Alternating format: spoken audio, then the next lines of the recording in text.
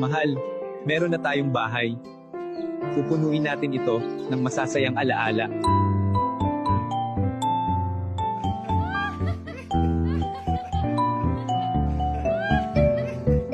Mahal, may baby na tayo.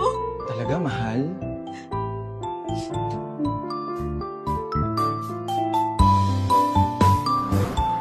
Cute naman ang anak natin. Siyempre, manasa nanay.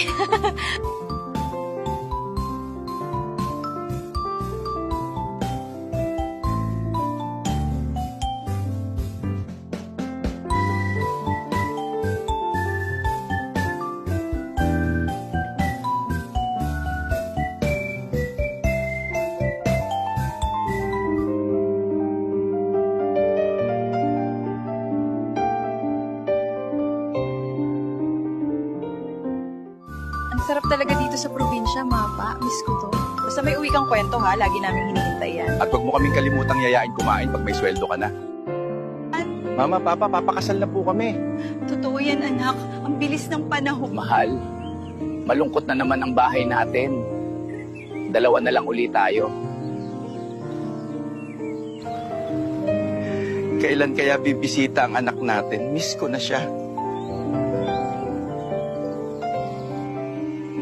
Sana maayos ang pagkain ng anak natin, kahit busy siya sa trabaho.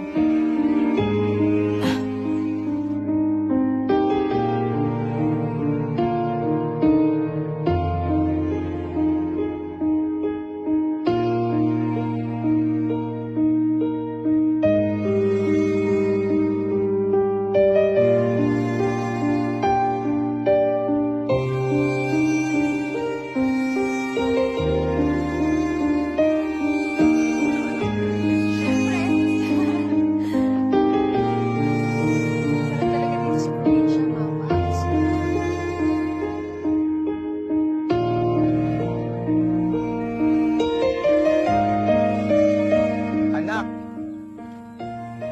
huwag mong hintaying wala na sila bago mo sila dalawin. Ang simpleng pagbisita, kapag huli na, ay isa ng